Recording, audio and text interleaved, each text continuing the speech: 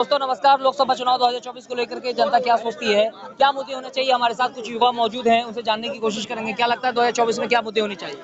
तो मुद्दा तो बेरोजगारी होना चाहिए, मुद्दा किसानों की भी हित की बात होना चाहिए, मुद्दा महिलाओं के सम्मान और सशक्त होने की बात होनी चाहिए, मुद्दा होना चाहिए सार्वजनिक संस्थानों को कैसे बचाया जाए वो होना चाहिए, मुद्दा होना चाहिए संविधान को कैसे बचाया जाए वो होना चाहिए, मुद्दा होना चाहिए भारत को सशक्त किया जाए वो होना चाहिए, मुद्दा होना चाहिए विदेश नीति कैसे मजबूत हो वो होना चाहिए, मुद्दा होना चाहिए भारत के अंदर जो हमारे जो बिजनेस है उसको कैसे बढ़ाया जाए वो मुद्दा होना चाहिए, बजाय मुद्दा धर्म और उन्माद और मंदिर मस्जिद की जगह। ठीक है। और बात यहाँ आज मैं बात वही सब कहना चाहता हूँ। आपको पता है पिछले 45 वर्षों के अंदर जो आंकड़ा बताती है उस एक आंकड़े के हिसाब से सबसे ज्यादा बेरोजगारी दर पिछले 45 वर्षों में सबसे ज्यादा आज के समय में।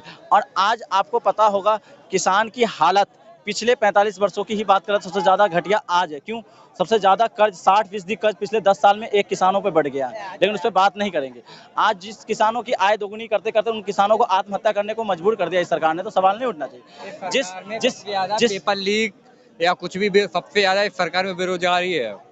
आप किसी भी मुद्दे को ले लो, चाहे बेरोजगारी ले लो, चाहे नोटबंदी, मतलब कि मरता गरीबी है।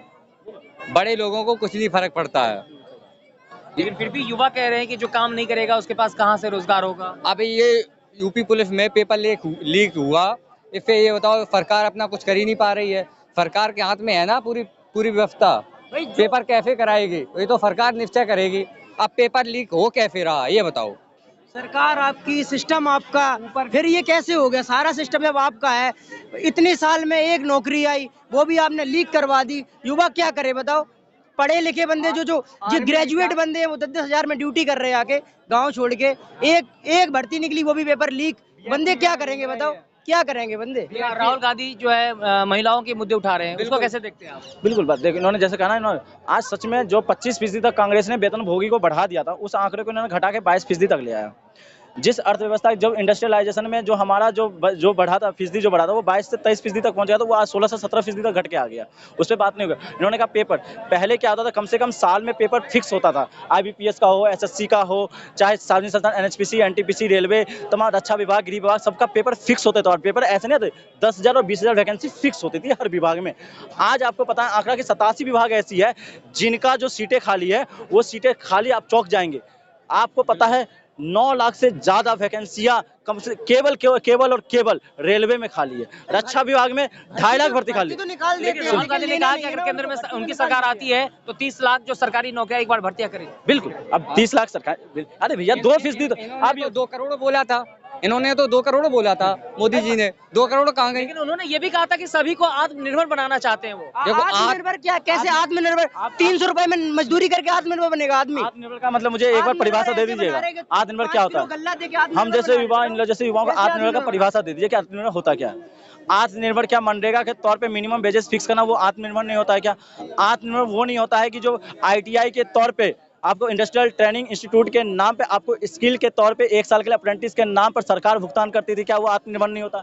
आपसे ही पूछना चाहता हूं कि हर गांव में प्रशिक्षण संस्थान खोल के हर गांव में गारंटी रोजगार देना गांव में, वो आत्मनिर्भर नहीं होता है क्या? मैं वही तो, आत्मनिर्भर होता क्या? आत्मनिर्भर इनका ये हो गया कि आपको झंडा और क्या चाहिए, धार्मिक उन्माद की बात करो, वो आत्मनिर्भर इनके कलम और किताब नहीं है। और दूसरी बात, सबसे महत्वपूर्ण बात जो कहते हैं राहुल गांधी जी ने आज जिन मुद्दों को उन्होंने आज घोषणा किया वो घोषणा जमीन तक क्यों नहीं पहुंचा? 400 पार पहुंच जाता है लेकिन वो मुद्दा नहीं पहुंचता। आप ये बताइए 5,000 करोड़ का उन्होंने योजना स्टार्टअप इंडिया के तौर पे, मतलब हर गांव को 20 से 30 करोड़ रुपए मिलेगा, वो किसी भी लोगों को नहीं पता है। क्यों? दूसरा, हर महिला को सशक्त होने के नाम पर 1 लाख रुपए प्रति वर्ष मिलेगा, किसी भी युवा को नहीं पता। तीसरा, हर डिप्लोमा और डिग्रीधारी लोगों को 1 लाख प्रति वर्ष मिलेगा ट्रेनिंग के नाम पर, किसी युवा को नहीं बताया गया।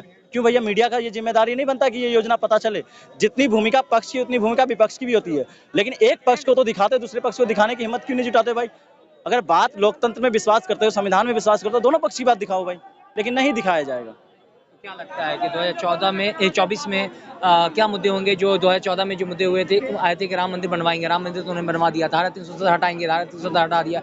CAA कानून लागू होगा, जो नया मुद्दा था वो भी लागू हो चुका है। इन सब चीजों पे पूछूंगा तो फिर आप बुरा लग जाएगा आपको। मैं पूछता हूँ 370 पे क्या पहली बार संशोधन हुआ? 370 पे पहली बार संशोधन पता कब हुआ था? 1955 में हुआ था। पहले भी हो चुका है। हो ना, प्रेसिडेंशियल ऑर्डर आया था जब दो देश के अंदर दो प्रधानमंत्री हुआ करते, शेख अब्दुल्ला को प्रधानमंत्री से हटाया गया। सुनिए, 370 पे दूसरा संशोधन हुआ था 1972 में जब सुप्रीम कोर्ट को हटाया गया था। एक ही सुप्रीम कोर्ट है भारत के अंदर। अब आपके तो इस 370 में क्या भूमि अधिग्रहण बिल लिया है जिसके अंतर्गत आप जमीन नहीं खरीद सकते। किसको जमीन खरीदने का अधिकार पता है? अंबानी और अडानी जो उद्योगपति उनको, वो भी जमीन नहीं खरीद पाए अभी तक। और कहते हैं ना कश्मीर पंडित आज भी भटक रहे हैं, कश्मीर पंडित आज भी बात नहीं कर, उन कश्मीर पंडित अत्याचार कराने वाले लोग भी यही थे, भारतीय जनता पार्टी की सरकार थी 1990। अब सबसे महत्वपूर्ण बात, आपने कहा सीए को भी आपको पता हो, सीए सिटीजनशिप अमेंडमेंट एक्ट पहली बार 1955 में आया था। उसका 5वां सेक्शन आप पढ़ना, 5वां सेक्शन पहले क्या कहता था और आज क्या कहता है। उस 5वें सेक्शन के अंतर्गत ये कहता है कि नागरिकता मिलेगी भारत में। जो विदेशी भारतीय मूल के हैं उनको 7 साल देश के अंदर रहना पड़ेगा, देश के अंदर भागीदारी निश्चित करनी पड़ेगी, तब जाकर नागरिकता मिलेगी। उसी 5वें सेक्शन को जब आप पढ़ेगा तो पता होगा विदेशी नागरिक अगर भारत में आता तो 12 साल देश के अंदर रहना पड़ेगा, देश में रहेगा, देश के अंदर भागीदारी निश्चित करेगा, तब जाकर नागरिकता मिलेगी। लेकिन इस सरकार ने उस सीए के अंदर क्या करा पता, उस अवधि को कम किया। क्यों किया पता? 2014 से 2024 के 10 साल हो गए, इन्होंने अवधि कम करके 6 साल कर दिया। क्यों करा पता? 2016 के बाद से जितने सीमा हैदर जैसे जितने घुसपैठियां आए ना, हजारों घुसपैठिए, उनको नागरिकता दिया जाए। किसके नाम पर पता है? वोट के लिए। और उसके नाम पर देश की रक्षा के साथ खिलवाड़ किया इन्होंने। इसका खिलाफ हो रहा है, सीए का खिलाफ नहीं। सीए तो पहले भी था, सीए में कई बार बदलाव हुआ, लेकिन सीए में बदलाव खिलाफ इसलिए है कि आप 6 साल अवधि क्यों किया? 11 साल और 7 साल अवधि गलत था क्या?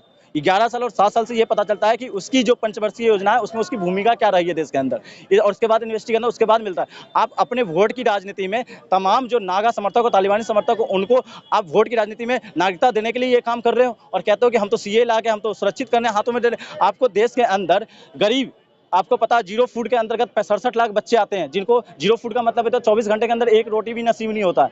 आपने देखा होगा तो उसके अंतर्गत। और पता 92 देश में आधी आबादी आती है 67 लाख। जो सूडान, नाइजीरिया, अल्जीरिया और ये तमाम जो दक्षिण अफ्रीका और पाकिस्तान और श्रीलंका के सिरे में आगे खड़ा कर दिया। और उसकी बात कर रहे हो, वो आपके अंदर बेरोजगारी सबसे ज्यादा 45%, उस पर बात नहीं करेंगे। आपके अंदर तमाम जो किसान से लेकर तमाम कामगार वेतन भोगी लोग आज धरना प्रदर्शन कर, उसकी बात नहीं करेंगे। आज उनको निश्चितता करने की जरूरत है, उनको भागीदारी निश्चित करने की जरूरत है, न कि बाहरी लोगों की। तो क्या लगता है 2024 में बदलाव होना चाहिए? क्यों बदलाव होगा भाई? बदलाव क्यों होगा? CAA कानून से क्या समझते हैं? सब कुछ फिट है, सही है।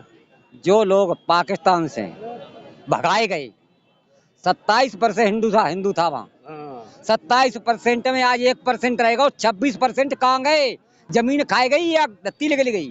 बताओ कहाँ गए? गवर्नमेंट जो है हिंदू जो शरणार्थी हैं, जो बांग्लादेश, पाकिस्तान, या अफगानिस्तान के सताए हुए हिंदू हैं, उनको नागरिकता दे रहे हैं, वो हिंदुत्व के लिए काम कर रहे हैं। मैं पूछना चाहता हूँ, ये कह रहे हैं कि बीजेपी दे रही है नागरिकता। मैं कह रहा हूँ भारतीय सीए क्या पहले नहीं था? मैंने कहा 11 साल और 7 साल का भूमिका पहले था। और सुन, दूसरी बात, इन्होंने कहा हिंदू सताए हुए। इनसे पूछना चाहता, भारतवर्ष के अंदर जो दलित और आदिवासी लोग हैं और पिछड़ा वर्ग है, उनके साथ कितना शोषण हो रहा है। आज आदिवासी लोगों को अपमान करते, उनके मुंह में पेशाब किया जाता है, उनकी आवाज निकलती।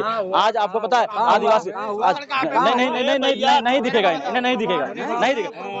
दलित महिला के सत्र पर नहीं दिखेगा। जो ममता बनर्जी कर रही है, बाकी बात कर रहा है ममता बनर्जी। ममता बनर्जी की बात कह रहा है, जो ममता बनर्जी शोषण कर रही है वहाँ, बाकी बात कह रहा है ममता बनर्जी कर रही है। हिंदू पे जो शोषण हुआ कांग्रेस शासन में, राजस्थान में जो अलवर डिस्ट्रिक्ट में शोषण हुआ कांग्रेस सरकार में, और वो सीएम के क्षेत्र में हुआ, वो भाई बता रहे हैं वो शोषण हुआ। बिल्कुल मैं कांग्रेस राजस्थान के खिलाफ भी हूँ, जो राजस्थान में जो दलित भाई के साथ। मैं तो कहता हूँ जो कांग्रेसी जो थे ना, आज वो भारतीय जनता पार्टी में गोद में इसलिए तो बैठ गए हैं आज तमाम लोग वो मैं कहता हूँ मैं उसके खिलाफ हूँ। मैं कहता हूँ झारखंड हो, चाहे बंगाल हो, चाहे राजस्थान हो, चाहे मध्य प्रदेश, आज देश के अंदर जो उन्माद की राजनीति बढ़ी उसके खिलाफ। आज आदिवासी लोगों का पेशाब दिखेगा नहीं। आज हमारे आदिवासी छात्र सुसाइड करने को मजबूर है, उन्होंने दिखेगा। आज हमारे 2500 प्रोफेसर बाहर कर दीजिए, उन्हें दिखेगा नहीं। आज हमारे अम्बेडकर की जो होर्डिंग लगाई जा रही है, उनके नाम पर 10वीं क्लास में बच्चे गोली मार दे, वो नहीं दिखेगा। आज बहन IIT छात्र के अंदर वो पढ़ने के लिए जाती है, उनकी हत्या हो जा रही है, वो नहीं दिखेगा। रेप करके वो नहीं दिखेगा। पूरे के पूरे परिवार को मार दिया, वो नहीं दिखेगा। आज चप्पल पहनना आज भी बुंदेलखंड, उत्तर प्रदेश और मध्य प्रदेश की बात करो, आज भी चप्पल पहनना वहाँ गुनाह है। दलित और आदिवासियों को लेकर समन जाति के सामंती लोगों ने आज भी कर रखा है। उसके खिलाफ नहीं, उसके सपोर्ट में आज समर्थन में ये लोग देख लेकर आज देश में सबसे ज्यादा। आज मैं कहता हूँ, इनसे ही कहता हूँ, आज मैं करने के लिए मायावती का शासन था, गांव-गांव में अम्बेडकर की मूर्त लगी। बिल्कुल लगेगी। बिल्कुल लगेगी, सुनो लगी, बिल्कुल लगेगी, कहाँ अपमान हुआ? बिल्कुल नहीं हम एक मेरी बात, जब हर जगह पे जब अम्बेडकर की मूर्ति लगी सब कुछ हुआ, अपमान कहाँ हुआ? हाँ सुनिए, चलिए उसी मायावती के उन्होंने जातिवाद किया। आज जातिवाद हो रहा, सारे एसएचओ सीओ एक जाति के बने तो उन्हें दिक्कत नहीं है। आज माफिया सारे हो तो दिक्कत नहीं है। हाथी लगवाए, सुने क्यों नहीं लगेगा? सारा पैसा हाथी में खर्च मैं करो। अब देख ले हाथी पे आगे हाथी पे मायावती ने खर्च करो। मायावती विकास छात्र कहाँ से सुने होता? मायावती ने विद्यालय खोले उसकी बात नहीं करेंगे। मायावती ने छात्रावास खोला उसकी बात नहीं करेंगे। अखिलेश यादव ने सबको भागीदारी नौकरी सबसे ज्यादा पूरे भारत में दिया उसकी बात नहीं करें। अखिलेश यादव, मायावती, लालू यादव, रामविलास पासवान, नीतीश कुमार, कर्पूरी ठाकुर, ये तमाम लोगों ने भागीदारी देकर मंडल चोर ने कुछ नहीं देखिए किया। देश को इनकी लूटा। जाति पूछो तो पता चल इन जाएगा। चोरों को लूटा, चोरों देश को को इन लूटा, चोरों ने देश को लूटा। लूटा।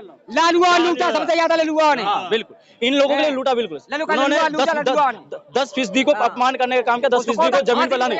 अरे भैया 10% को भी 10% के खिलाफ बिल्कुल उन्होंने 90% को आवाज दी। इन लोगों को आज भी दर्द है कि लालू, मायावती, अखिलेश मुलायम बिल्कुल मुझे चोर पसंद है, बिल्कुल मुझे चोर पसंद है, जिसने भागीदारी वो पसंद है मुझे, बिल्कुल पसंद है, जिसकी वजह से मुझे आरक्षण मिला, बिल्कुल दर्द हो रहा है। अरे भैया कि युवा अपनी बात रख रहे थे, इन सभी मुद्दों पर आप क्या सोचते हैं? कृपया कमेंट करके हमें जरूर बताएं। फिर मिलेंगे एक नई अपडेट के साथ, तब तक के लिए नमस्कार, जय हिंद।